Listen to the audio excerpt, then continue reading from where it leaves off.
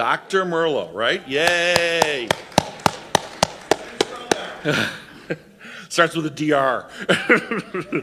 So yeah, he did his defense in December and successful. And I guess you're formally walking in February? Not walking. Okay, that's exciting. So this has been a long road for him, and I think this is a major accomplishment for you, which I think is wonderful. We're blessed to have Dr. Merlo with us. As you know, he's also our campus minister, and he's been doing some tremendous work with the students, and also he is a pastoral associate, so he spends about half his time on campus ministry and the other half his time on pastoral associate work to work with our community, which I think is a wonderful opportunity. So we have, but Josh today is talking, I think, about at least a subset of some of your dissertation, right? On this term, a Leviathan, right? And talking about the all-powerful. How much power does an all-powerful God have? And I think that I'm very excited to hear what you have to say, Josh. So, Dr. Merlo. Thank you, Mike. So, as Mike mentioned, I successfully defended my dissertation in December. For those of you who have known me for the couple of years that I've been here, I came to Buffalo as a doctoral student at the University at Buffalo, and so since I've been here for 8 years now, working on the dissertation, I thought I could share it with the community that has been with me for most of those 8 years, at least a portion of what it was that I've been researching, that I've been working on, and ultimately that I presented to my department for the fulfillment of the requirements for Doctor of Philosophy, et cetera, et cetera, et cetera.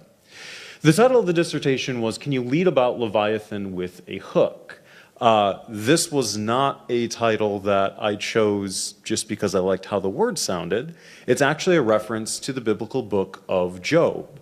For those of you who know the story of Job, he's described as a very good guy. He's supposed to be a very righteous person. He's supposed to be very moral. He lives a very good life. And one day, the devil comes to God and says, hey, I bet you Job wouldn't keep being a good person if you took away all the good stuff he has in his life. I bet he's only a good person because he is relatively wealthy. He has a good family that likes him. He hasn't had to deal with any major life issues. And God says, I'll take that bet. So Job's house burns to the ground, all his cattle run away, his crops get some kind of terrible disease, his children die. He ends up poor, destitute, with weeping boils on his skin. And so Job's friends come to him and say, Job, you're obviously a terrible person, or else God wouldn't have done this to you. And Job says, no, I don't know what's going on. I don't know why God would do this to me, but I've lived my life rightly. So it's not a punishment, and I just have to accept that I don't know why God would do this to me. And for pretty much the remainder of the book, Job's friends, and also his wife, continuously tell him, you did something wrong, admit to it, curse God, and then die. That's the encouragement he receives from his friends. Job maintains steadfastly his faith and says, no, I didn't do something to deserve punishment. I don't know why this is happening, but I accept God must have a reason. At the end of the book of Job, God appears to Job. And Job says, Lord, I have maintained my faith in you. Could you at least tell me why you did this to me? And this is how God responds. Who are you to contest with the Almighty? Were you there when I laid about the foundations of the earth? Can you command the mountains to rise? Can you command the rain from the heavens to fall? Could you lead about Leviathan with a hook? God's response to Job, if you are not as strong as I am, as powerful as I am, if you're not God, who are you to question me in what I do? And in that response of God to Job, we are presented with a very interesting question. When we think of God, there's a lot of different images that come to mind, many of which are supplied to us through the Bible, through the passages that we hear every Sunday. God is a shepherd. God is a loving father. God is a faithful spouse. God is a strong, mighty king. God is a humble, loving friend. The God of Job is not exactly like any of those images. So the question we're presented with is this, namely, is God this kind of being that we can relate to, that is humble, that is meek, that is loving? Or is God this infinitely strong, majestic, inapproachable being thundering from the fiery cloud upon Mount Sinai? We're given these two different pictures of God. How is it that we resolve the seemingly inconsistency between them? And in many ways, that was the question that my dissertation sought to answer through some historical comparative work, and then also through an application of that historical comparative work to contemporary scholarship. What I want to discuss tonight is less so how I applied the historical work I did to critique some contemporary scholars, and more so the root of the overall dissertation project. That question of whether or not we can resolve these two different pictures of God. The loving Father, the thundering voice hidden behind a cloud, ordering people to do things and punishing those that do not do things. So, setting the stage, so to speak, in that way, let's take a step back. What does it mean to be omnipotent, to be all-powerful? And once we've defined that, we'll then be able to ask the question more precisely, more exactly, how is it that we can try to reconcile a vision of an all-powerful God with these other biblical images? So, what does it mean to be all-powerful? Typically, when God is described in philosophical and theological language, both contemporarily but also within the larger historical Christian tradition, there is a focus given to what are called the divine attributes. All of you know what an attribute is, even in the philosophical sense of a word. If I were to say that one of you is tall, if I were to say that some of you are old, if I were to say that the majority of you are obviously young and energetic, all of these are attributes. When we speak of divine attributes, then, we're just talking about what God is like. And the Christian tradition has always held that the divine attributes are perfect. That is, God is different from us, not in that he has completely different traits, but rather in how he has those traits. So, there are humans that are like God to a certain extent. The wisdom of Solomon, God is described as wise. King Solomon is described as wise. The difference is just that God's wisdom is perfect and Solomon's is not. There are judges in the Old Testament described as just. God is described as just. The difference between the judges and God is that God's justice is perfect, whereas the judges failed in dispensing justice sometimes. We could go through other examples, but this is largely the point that needs to be made. When we talk about the divine perfections, we are talking about traits that God has, characteristics that God has, and how he has them, which is to say, in the best way, in the most perfect way. So omnipotence then. Omni is the prefix from the Latin for all or universal, and then potence, potency, you know the English word. This is from the Latin potentia, meaning power. So, literal translation of the word, all-powerful. Omnipotence, then, is a description of how powerful God is. He is the most powerful you can be. The early medieval friar, Anselm of Canterbury, described God in this way. Anselm said God was the being the greater than which cannot be conceived, which is a very awkward translation of this. God is the greatest possible being. In other words, you cannot think of, you cannot conceive of someone that is better than God. So when we're talking about God's omnipotence, what we're really saying is that it is inconceivable for a being to be able to do something better than God does it. When I teach philosophy of religion in my classes, I will explain the divine attributes to my students in this way. I'll tell them, think of a comic book character, and well, with all of the comic book movies that have been coming out, I'll usually be able to get an example or two relatively easily. And so you'll get Superman, who can fly or who has heat vision, or you'll get Captain America or the Hulk. They're both very, very strong. Or you'll get the Flash, who's very fast. And I'll say, great. Now, can you think of a superhero that is better than, I'll use Superman. Well, Superman can do A, B, C, D, and E. Great. What if I gave you a superhero that could do A, B, C, D, and E, and then also this other thing? So I call him Superman Plus or more Superman. And then what if I had another superhero that could do everything more Superman could do, but then could also do something else?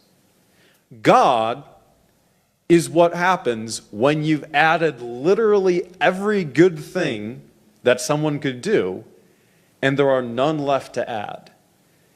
So if we just have this structure of quote-unquote superheroes, where we give each one a new power the one before it doesn't have, the greatest possible superhero is the one that has all of the powers. There's none left to give.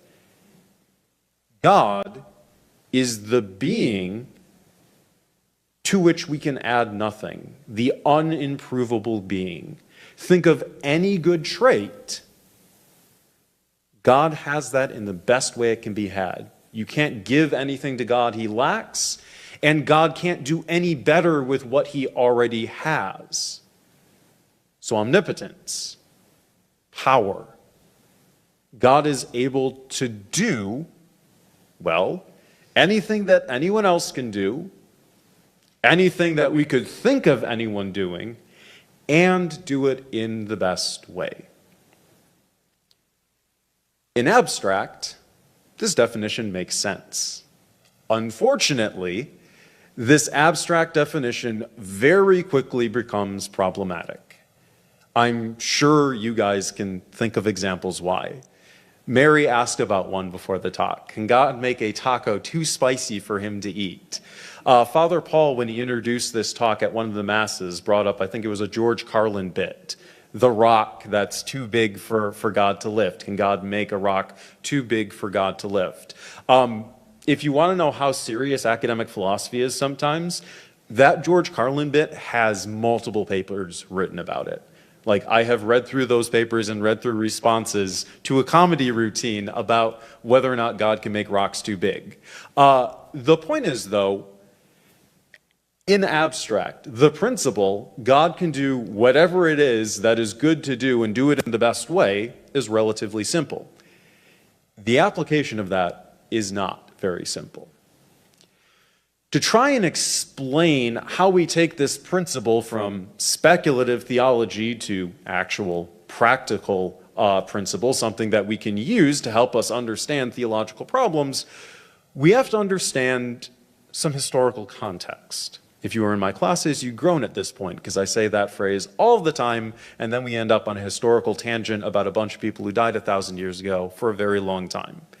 But, well, that's what you get to hear now. So, if we go to roughly the 13th century in medieval Europe, there's a few different things going on. We're going to focus on one of these historical phenomenon. Interestingly enough, though Plato and Aristotle are pretty well-known names for anyone who knows anything about philosophy, even for those of you who didn't major in philosophy or maybe even never took a course in philosophy, you've probably heard those names. Those figures are not well known in medieval Europe for centuries upon centuries upon centuries. Why? Well, because the books that were either written by or at least attributed to Plato and Aristotle and their students are largely lost. The destruction of the library at Alexandria is one of the reasons why Viking raids on monasteries, when monks were among the few literate people in Europe, and monks were those who preserved ancient texts, are another reason why. There's a lot of historical reasons we could go into. The point is this: Aristotle, Plato, famous philosophers that they be, are not well known in medieval Europe. There's another reason for that. Most people don't read ancient Greek. Do you know who does read ancient Greek? Islamic scholars, Middle Eastern scholars. Middle Eastern scholars are also fluent in Latin, the language of the Roman Empire that medieval European priests do read. Islamic scholars read, translate, and comment on Plato and Aristotle. And then in the various wars that happened in medieval Europe, in the medieval period in general, these Latinized works are brought back into mainland Europe. And then the Christian West is able to read Plato and Aristotle for the first time in centuries, in well over 1,000 years. And then the Christian West has to figure something out. Plato and Aristotle say a lot of things that actually are very, very helpful to explaining Christianity as a religion. But Plato and Aristotle are not Christians.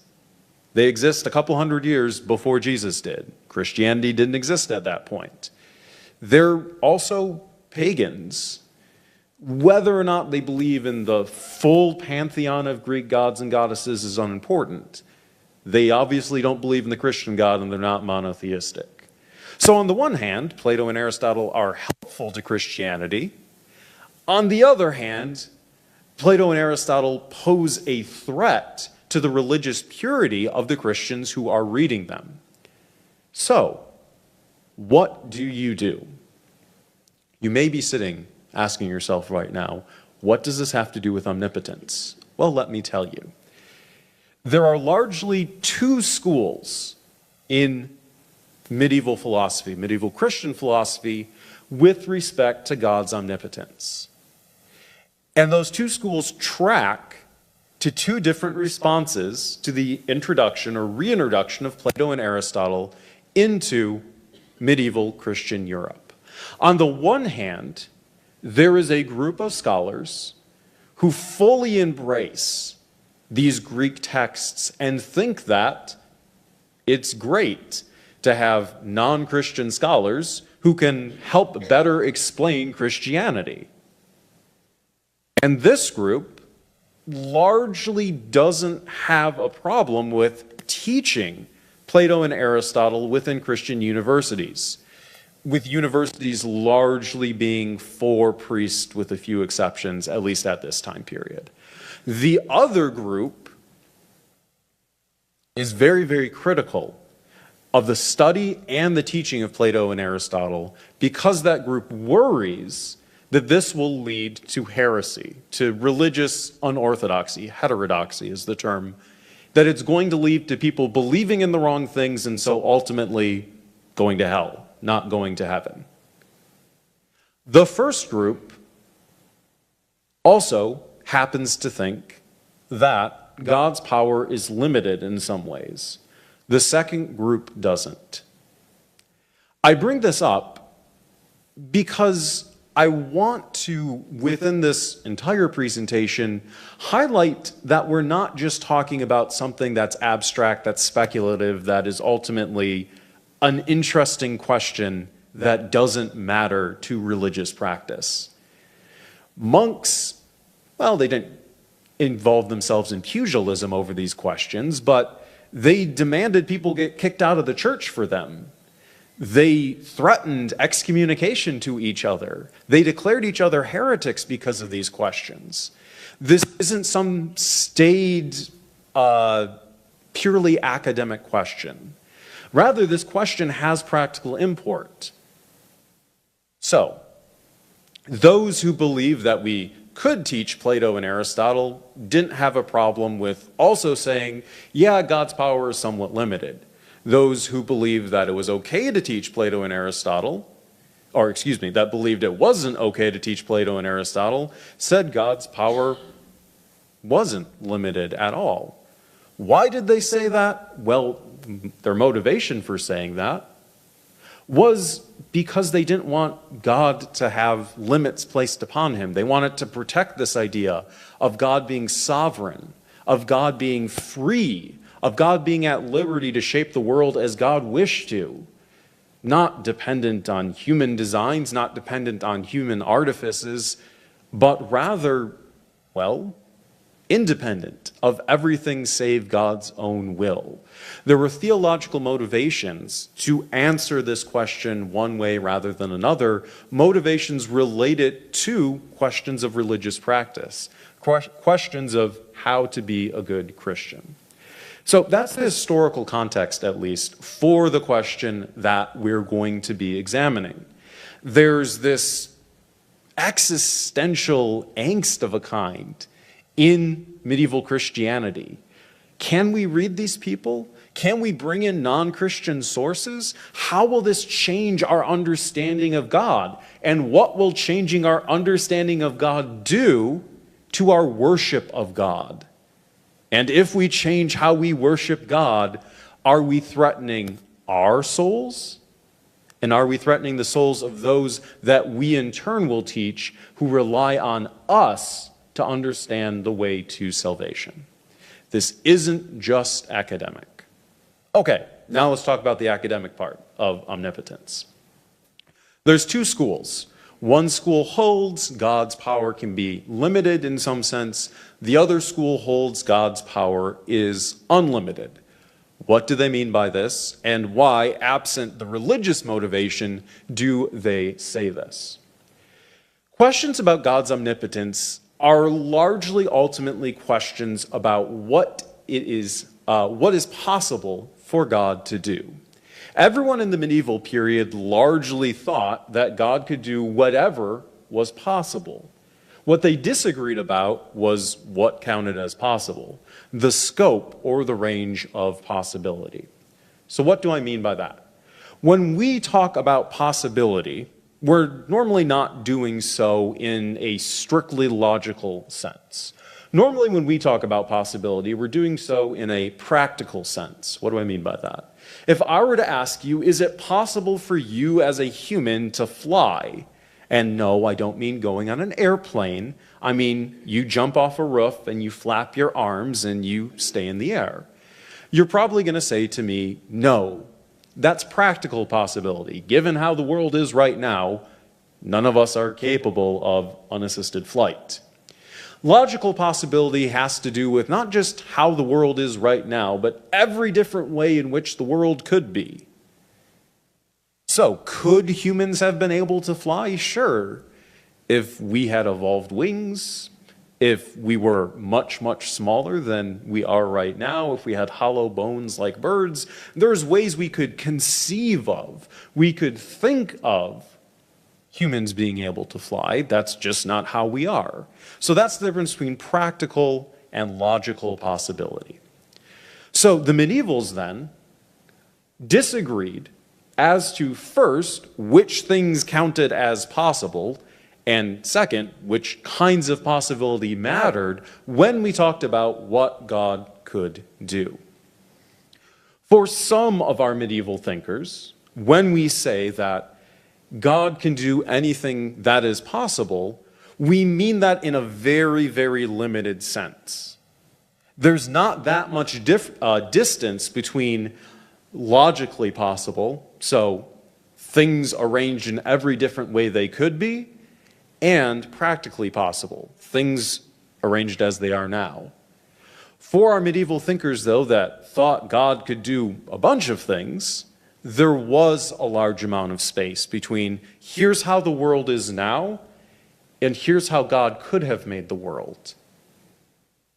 So the difference then in these visions of logical possibility, of practical possibility, helps separate out our different medieval thinkers, helps separate out why some thought that God could, in fact, do things that don't look to be possible, whereas others thought God couldn't do things that don't look to be possible. Let's revisit some of those earlier examples that I mentioned to make this a little more concrete, a little more manageable. So, the question of whether or not God could make a rock so big that he couldn't lift it. This is a question ultimately of logical or conceptual possibility.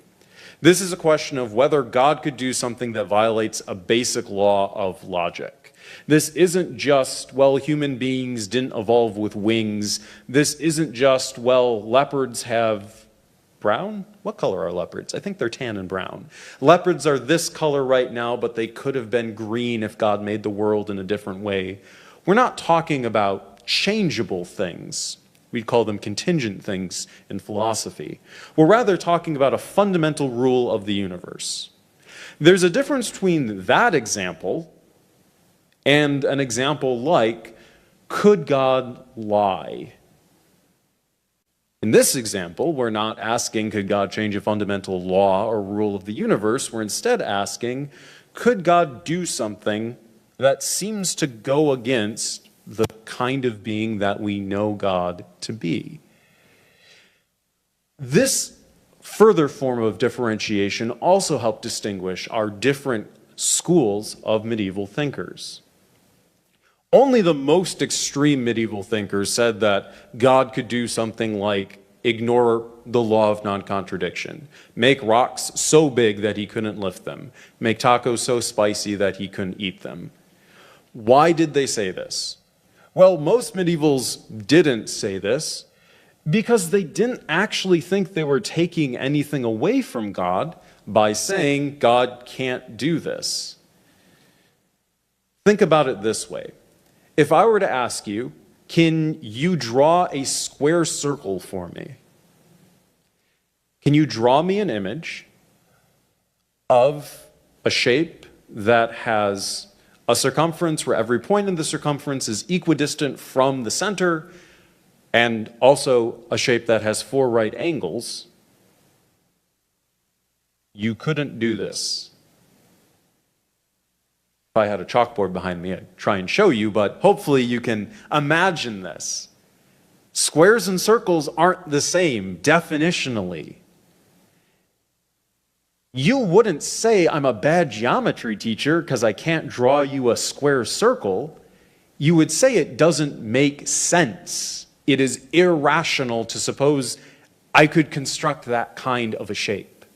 So when I say that only the most extreme medieval thinkers said God could do something like make rocks so big he couldn't lift them, it's because of the ask there. This isn't a matter of, oh, if I had just, lifted 5 more pounds, I could pick up this bigger dumbbell. This is the universe functions such that this is not even a sensical. This is not even a logically legitimate question to pose. It's no different than asking, can God purple the giraffe? Can God square the onion? That doesn't make sense. Exactly. It's not something God could do. And so to say God can't do it isn't to say, oh, we got you, God can't do it. No, it's just not a thing. So there's nothing wrong with saying God can't do that. So let's go away from the most extreme medieval thinkers. Let's talk about what I termed in my dissertation the divine power absolutists. Those who thought that God could do a bunch of stuff that would normally not be allowed for God to do. So, if you posed to these thinkers the question, can God sin? They would answer, yes.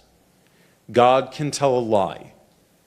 God can order you to kill your child, Abraham. God can make it okay for you to kill your child Abraham, and then make it not okay to kill your child a few generations later, Israel. God can do these things that seem to violate a different rule, the moral rules that God has established, because, well, there's various explanations given by the divine power absolutists, but the point is, they don't want to place restrictions on the power of God. They think it is more important for God to be free to make the world and remake the world the way that he wants to, in comparison to saying, well, it looks to be bad based on how we assess good and bad for God to require this, or for God to tell us to do this, or for God to say that this is a good thing or a bad thing to do. So, when presented the choice between saying, well, it looks like God would not be perfectly good if he told us to do this, but it looks like God would not be perfectly free or perfectly powerful if he couldn't tell us to do this, the divine power absolutist will say, well, God's power is ultimately what makes him God. God's power is ultimately what allows him to be creator, to be the orderer of the world, to be the lawgiver for the world. And so that has to be the first thing that we understand, or that we incorporate into our understanding of God. And so any other questions, they are moved aside in some sense. The question of God's power takes precedence over them. In other words, if there's a conflict for the divine power absolutist between God's power and any other attribute of God, the divine power absolutist will always say, well, God can do by his power whatever the thing is. Moving then to the other end of our tradition, the divine power intellectualists, those who have a less expansive view of God's power. If you ask them, can God tell a lie? If you ask them, could God make a person identical to me in a different place as me who's also the same person as me while I still exist? They'd say, no, God can't do that. If you were to ask them, can God change the past? They'd say, no, God can't do that. There's a lot more examples I could give. The point is, they are going to shrink, so to speak. They are going to limit, so to speak, what God is able to do, what counts as being possible, not just for God, but for anyone to do. And if you were to ask one of these divine power intellectualists, well, doesn't that make your God not the most powerful being? Couldn't I think of a being more powerful than your God? They'd say, no. In the same way, it doesn't make sense to ask, can God draw a square circle? Can God square onions or purple giraffes? It doesn't make sense to ask if an all-good, all-loving, all-merciful being would lie. It doesn't make sense to ask if a all-wise, all-knowing being would change the past. It doesn't make sense to ask whether a wise being that places us in the world so we can come to knowledge of that world and of him through that world would stick us in a world that deceived us, would make the world such that we could be confused by it because it's fundamentally unintelligible. It's fundamentally confusing. They would say that in understanding God's nature, we don't understand there's power over here and then everything else over here. We understand that all the different parts of God work together as one.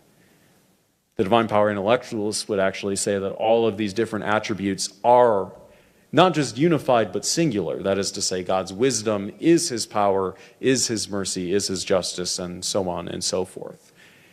They would say that no one attribute of God's, they would say that no one trait of God's conflicts with, fights with another.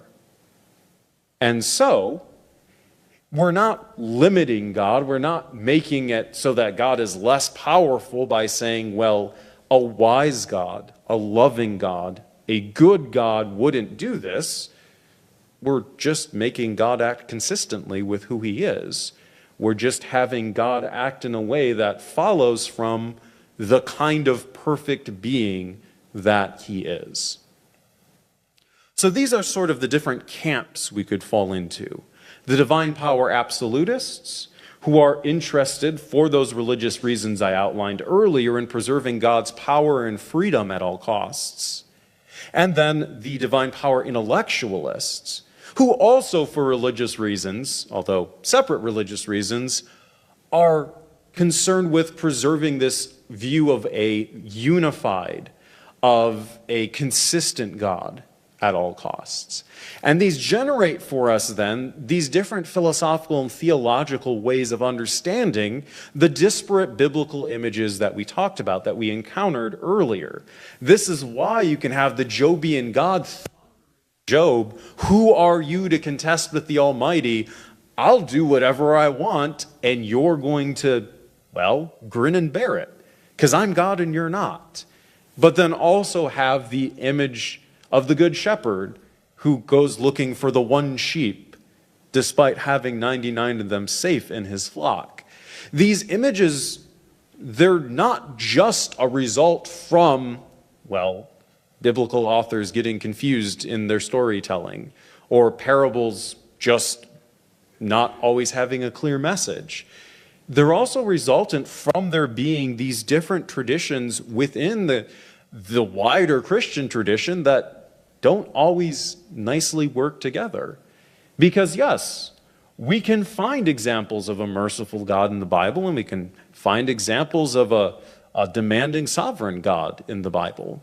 And in the wider tradition, we can see different members of that tradition, different teachers in that tradition, giving us an understanding of God that tends more towards God's power, that tends more towards God's wisdom or God's goodness. So these different schools then, these different medieval schools that dedicate themselves to trying to preserve particular parts of a theological tradition, they're no different than all of the schools that came before them.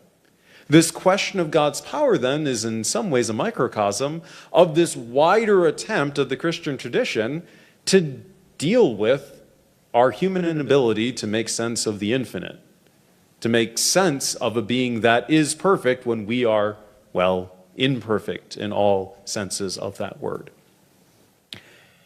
I want to end tonight, because I think I've talked for long enough, with a revisiting of that consideration I raised earlier. Why does this speculative question of God's power matter at all? And I'd like to offer a few examples of why it does matter if you're a divine power absolutist or if you're a divine power intellectualist. So, why should we care whether God's power is limited? Why should we care what the bounds of possibility are with respect to divine action? Here's a couple of reasons. If you think it is important to preserve the power of God, so if you're a divine power absolutist, if you want to defend the idea that God could tell a lie, that God could make it so that child sacrifice is morally okay, you are committing yourself to a view known as divine command theory, a view in which God says, this is the moral law. It is defined by God, or commanded by God, hence the name. That view is problematic for many Christians. It abandons something that a lot of Christians want from their moral views, namely that they aren't changeable, that they aren't dependent on a singular being, on a singular person.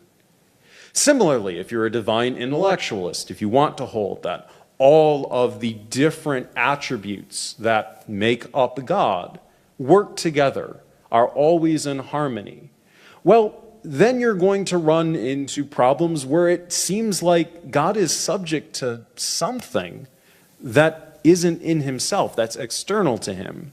If you want to say it doesn't make sense to ask whether God can make square circles, or it doesn't make sense to ask whether God can change the past, well then I'm going to ask you, so God has to make sense? Is God bound to the laws of logic? Is God bound to laws of human reasoning? Because if he is, well, then it looks like there's God here and there's something above God. And that's not good because God's not supposed to be beneath or subject to anything else. The point is, there are in fact practical religious commitments that come along with these theoretical positions. And again, this isn't just relevant to omnipotence. We could talk about omniscience, God's knowledge. We could talk about omnibenevolence, God's goodness. A lot of the challenges that have been raised to Christianity historically have to do with these three different divine attributes and the practical religious commitments that come from adopting particular theoretical principles, particular theoretical stands as to how God's knowledge is perfect, how God's power is perfect, how God's goodness is perfect. What you do with the general principle affects how then you can respond to particular questions if you're going to remain consistent, if you're going to have a well-structured religious system, if you're going to have a well-structured belief system. So then, these theoretical considerations matter. We should care about whether God's power is in fact unlimited, whether God can in fact do anything, and what the word anything means in that context, because it's going to then alter the religious commitments that we have, the religious beliefs that we have, if we end up being honest with ourselves. If you want to have a Christianity in which God can change that it's wrong for adultery to occur, or that it's wrong for genocide to occur from one day to the next, okay, you need to justify for me why that's a good Christian God to believe in. If you want to have a Christianity in which we rather focus on these unchanging aspects of the divine, you need to explain to me how we figured out that portion of a God that is often described as something we can't understand, is often described as being removed from our human intellects. There are commitments to any principle that you adopt. And those commitments, in turn, are going to bring with them problems that you have to answer to if you care about having an intelligent and intelligible belief system. I'll close with another phrase my students would have heard many times before, and that they probably loathe me saying: philosophy is not about finding a good answer to a question. It's about finding which answer to a question has the least number of problems, and the least number of problems that are objectionable. So when we look at the question of whether or not God is all-powerful, I don't think there's a perfect answer to how we ought to define God's power. I do think instead the challenge to any Christian who cares about God, which, most Christians should, is this: which consequences of which position that you could take on God's power are acceptable to you? And more importantly, which consequences that you could take, or which consequences of which position you could take on God's power, are you willing to defend? If ultimately we're supposed to share God with those we encounter, we have to have an intelligible, reasonable, justifiable understanding of God to share. Which means we need to be able to explain, to some extent, what we mean when we say God is perfect. What we mean when among those perfections we include God's power. So, is God all-powerful? Well, that depends on what you mean by all-powerful. Can God do whatever he wants? Well, that depends on what you mean by whatever he wants. Can God do anything? Well, that depends on what you mean by anything. Here's the thing that matters. When you respond to those questions, you are taking on a burden of responding to the problems carried along with, well, what you are adopting, what you are accepting. That's not just a burden that comes along with, say, a religious belief. That's a burden that comes along with any belief that we might have about Things as simple as whether or not we think it's snowing outside, things that are more complex, whether or not we think a particular vaccine is effective or safe. These are all things that affect our lives. So then, remember this. The principles that we adopt, the principles that we accept, carry with them consequences. What you think about God's power does in fact affect how it is you should be explaining and you should be practicing your religiosity.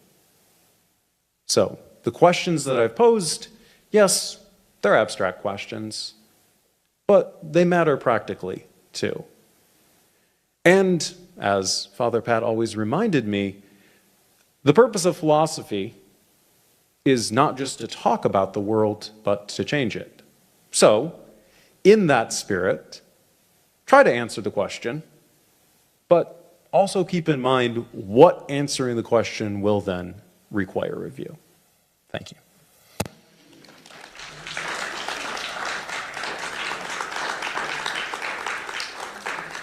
If anyone has questions, there is a microphone that's going to be going around. Because we're live streaming, you need to talk into the microphone for the people who may be watching to hear you.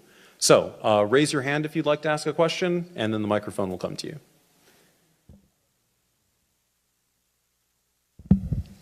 Was there a specific name for the two schools of thought in the medieval period, or was it just the absolutionists and the intellectuals?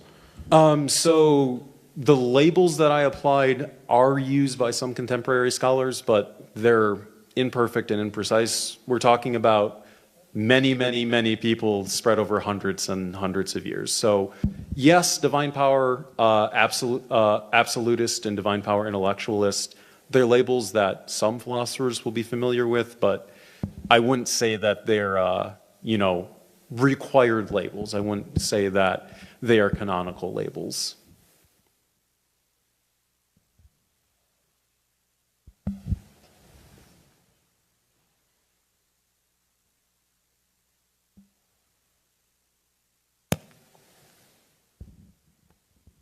Can you give some examples, like where would St. Thomas come in on this question? Sure. So Thomas is one of the divine power intellectualists. Thomas believes that to ask whether or not God could lie, whether or not God could change the past, whether or not God could alter moral rules in general, all of these questions miss the point, so to speak. He sees these in the same way as the question of whether or not we can make square circles, the question of whether or not we could make triangular circles, something like that, where these are just nonsensical questions. So Thomas holds to the view that all of God's attributes work together.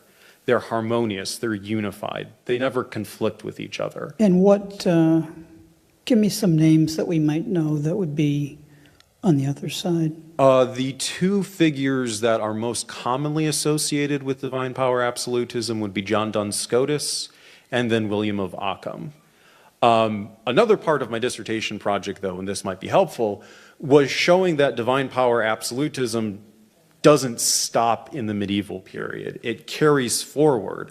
I argued in the dissertation it carries forward to a bunch of names in the modern period we might be familiar with. So René Descartes, Thomas Hobbes, John Locke, Isaac Newton, figures that we see as part of this scientific age and less often as apologists for, defenders of Christianity, all of them actually, at least I argued that they did, adopted a Christian divine power absolutist view because of those concerns that arose in medieval Europe. So it's not just something that is reserved to a bunch of monks fighting each other for a couple hundred years, from the 1200s to the 1400s, and then it goes away. This problem is maintained well after the medieval period, and it's something that the Enlightenment era, the scientific revolution era, figures in that era have a lot to say about it, and figures in that era, generally speaking, are going to adopt the divine power absolutist view. They're going to adopt that God's power is unlimited. And in that era, what names might we know that would be more on the side of Thomas? So the major figure would be Gottfried Wilhelm Leibniz.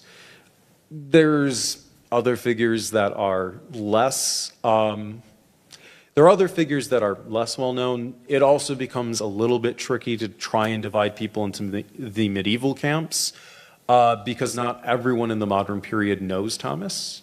So there's more familiarity with the divine power absolutist authors and texts than there is with the tradition that came before it, which was the divine power intellectualist tradition. And how about, say, today?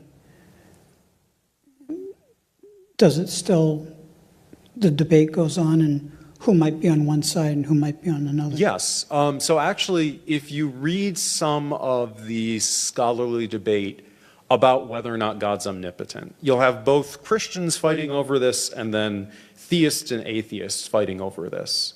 And one of the responses that will be given by theists to atheists, I'm thinking of one paper in particular, was written by J.L. Mackie. He's a fairly famous, both non-theist, but then also, well, he holds a particular ethical view that he's famous for, but that's unimportant for our current purposes.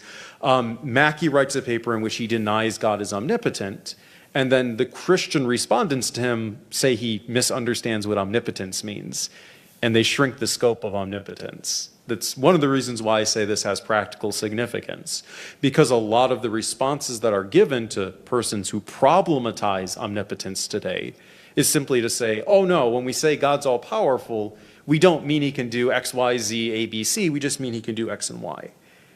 To which, of course, the response is, well, that's not really omnipotence.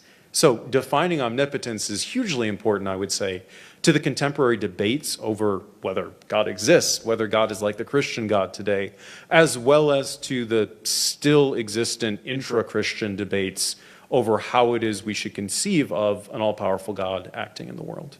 And just one last question. The word Leviathan, how do you think it's used in Job? What does it mean?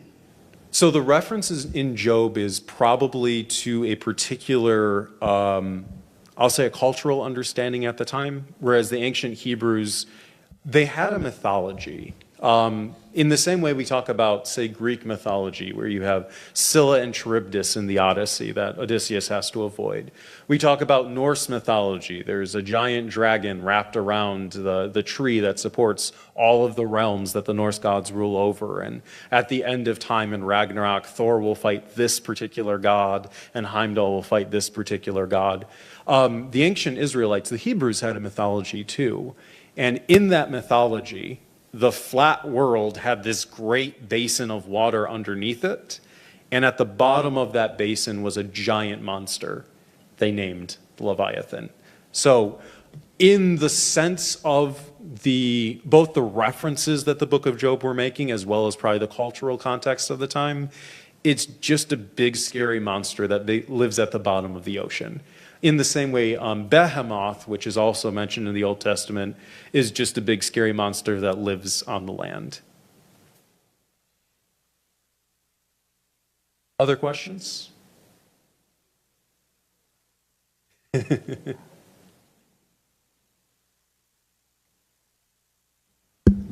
don't know if I'd be formulating this question correctly, but could one respond if someone objects to St. Thomas's view, like the intellectualist view of, then if God is contingent on logic being external, therefore being God contingent on logic, could one respond to saying that logic could be a divine attribute and therefore in conjunction with St. Thomas's view on divine simplicity, it's just God being kind of contingent on himself? Yeah, so that it's a well-formulated question because that is the response that's given. So if you were to pose the problem to a divine intellectualist, if you're saying everything God does has to make sense or has to be harmonious, aren't you then saying God is being judged by or is being held up to the standard of harmony or of reasonableness? You could respond to that simply by saying these standards just exist in God. Because God is perfectly knowledgeable or perfectly wise, The standard of reason is a part of God himself. Because God is perfectly merciful or perfectly just, the standards of morality exist as a part of God. This is very much the standard response given by divine intellectualists. It's not a perfect response. There's two ways that generally one could counter-respond to this. First, well, how do we know all these fairly complicated parts of the divine being, of the divine nature? Thomas denies that we have direct knowledge of God's nature, and that's actually a pretty common denial of the medieval period. Thomas says we know God indirectly, we know God through other things in the world, and we say, well, I know that God is good, and here's something that's good, so God has to be kind of like this thing. That kind of indirect knowledge does not get us to the descriptive understanding of the laws of logic or the laws of reason or the laws of morality present in the divine nature. In other words, we have to ask how those laws would be intelligible to us, how we would know they were in God in the first place. If we're going to say we can avoid this problem of externalizing them, of subjecting God to an external standard by placing them in the divine nature. The second problem would simply be that to argue with whether or not this is an acceptable, whether or not this is a satisfactory solution. We could say that, well, place these things in the divine nature. That doesn't mean that we've eliminated any conflicts between all of the divine attributes. It still looks like justice and mercy do not coincide perfectly, even if the standards for justice and mercy are part of God. It still looks like what will be, in one sense, reasonable does restrict what God could have done if he didn't want to be reasonable, even if those standards are still a part of God. So the second response would simply be, you haven't fixed the problem, or you've introduced another problem by trying to fix the first problem. Gotcha.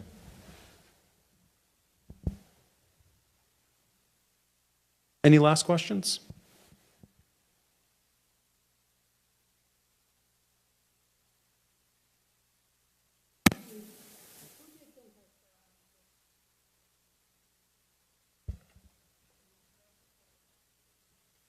So the question is, what philosophers would come from this generation? What do I think their thoughts would be? So philosophy has been remarkably disunified for a very long time now. It's very hard in the moment to pick out who is going to be sort of the named philosopher for the 21st century, for this generation even. There's a lot to be said about this. We could talk about how philosophy has become hyper-specialized. So in physics, you could talk about Newton or you could talk about Einstein, but today there's 10,000 different people working on 10,000 different things in physics rather than one big theory. Philosophy has a similar problem. We could talk about how there's just a lot more philosophers today. So it's really hard to sort of stand out. It's really hard to sort of launch a way of thinking, a tradition. So there were Aristotelian philosophers, however many thousands of years ago, that Aristotle first had a school. There were Lockean philosophers after John Locke wrote his treatises. There were Humean philosophers and so on and so forth. But today, you have universities that have faculties with 20, 30 people on them, and each of those faculty members have students, and then those students have their own students. So it's hard to say, well, this one person's going to be influential in a way that will carry forward in history. So I don't really know what's going to stand out as a definitive or among the definitive philosophies for where we are today.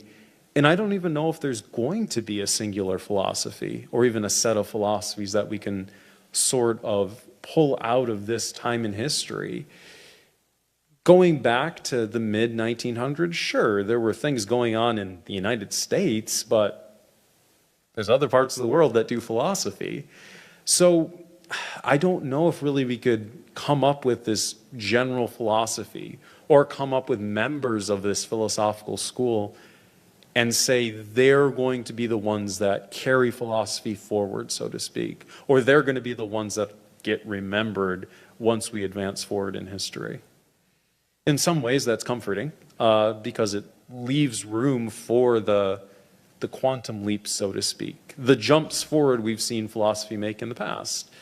In other ways, that's very uncomforting because there's really big questions that need answers, and it doesn't seem like we're making much progress toward them.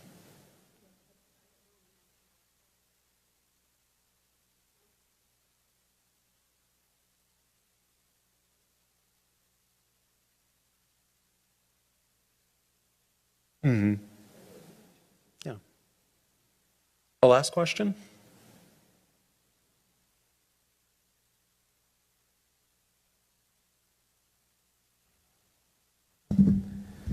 Going back to your discussion on Aristotle and Plato, this might be a bit naive and perhaps a little too hypothetical, but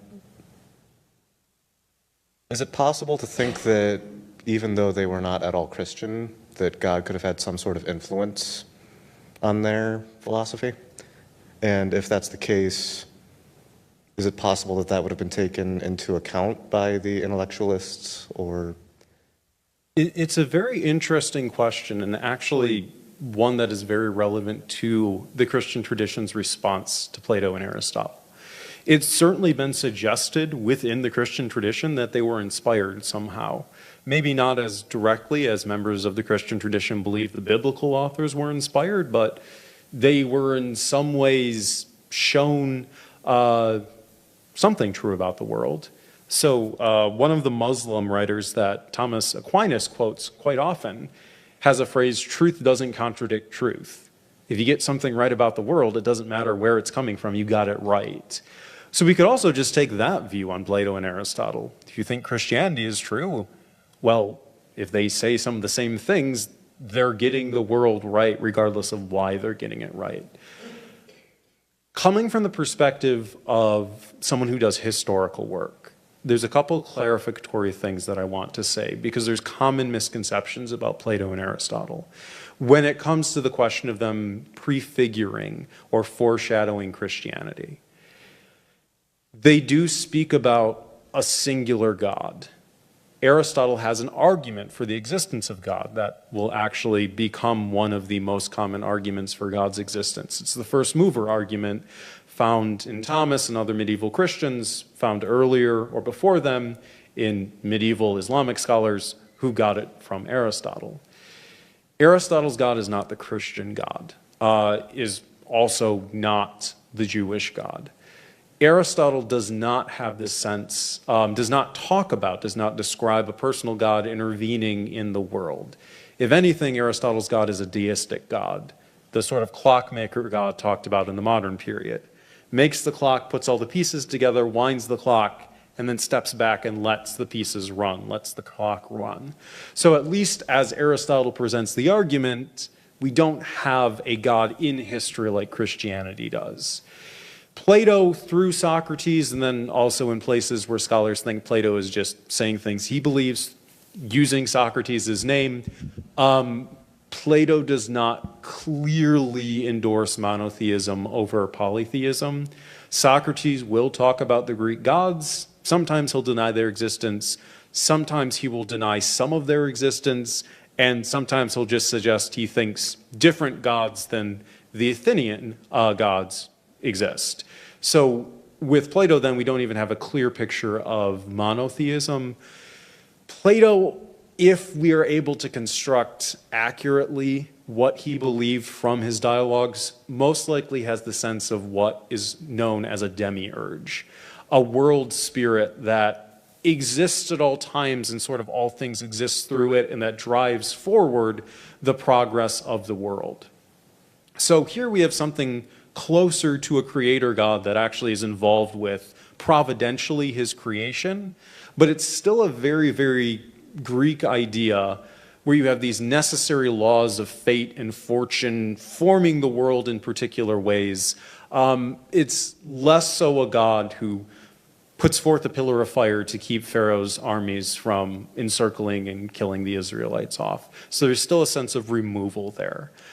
The other thing that I think is important to mention about both Plato and Aristotle with respect to the question of whether or not they could have been inspired, they say things that are pretty fundamental to their philosophies that cannot be reconciled with Christianity.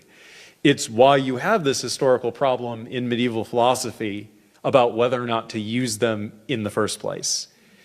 Because some of the stuff they say just doesn't work. And not just the arguments about God, but some of the philosophical principles that they adopt just cannot work within a Christian worldview. So when you add all this together, I don't think there's any problem with saying they could have gotten the same things right that Christian authors said. You could try to make the argument that they prefigure at least parts of Christianity, or they understand parts of what would later on become Christian doctrine, because Christianity most definitely builds upon especially Platonic ideas. So Augustine of Hippo, for example, when Augustine talks about his pre-Christian beliefs, he's talking about Manichaeanism. It's a heretical sect that is based on Neoplatonic ideas. When Thomas refers to Pseudo-Dionysius in the Summa Theologiae, Pseudo-Dionysius is, I believe, the second most quoted individual in the Summa. Pseudo-Dionysius is also a Neoplatonist author. So Christianity is certainly very much in this same strain of thought, in this same way of thinking. But then we just have to ask a question about the causality. Is that because Plato and Aristotle were formed by God somehow to write in this way, and then the Christians came along and continued that? Or was how Christian doctrine developed first altered, or maybe not altered, but prompted by these pre-existing cultural ways of thinking, by these pre-existing philosophical schools? So the short answer to your question, it's not impossible. There are some problems that exist with, as you phrased it, the naive claim that they were just directly inspired. There's definitely strong relationships, though, that exist between especially the early church and how it thought of God, how it formed its theology, though, and the Platonic and Neoplatonic traditions. Thank you all for attending, and I hope you have a very good night.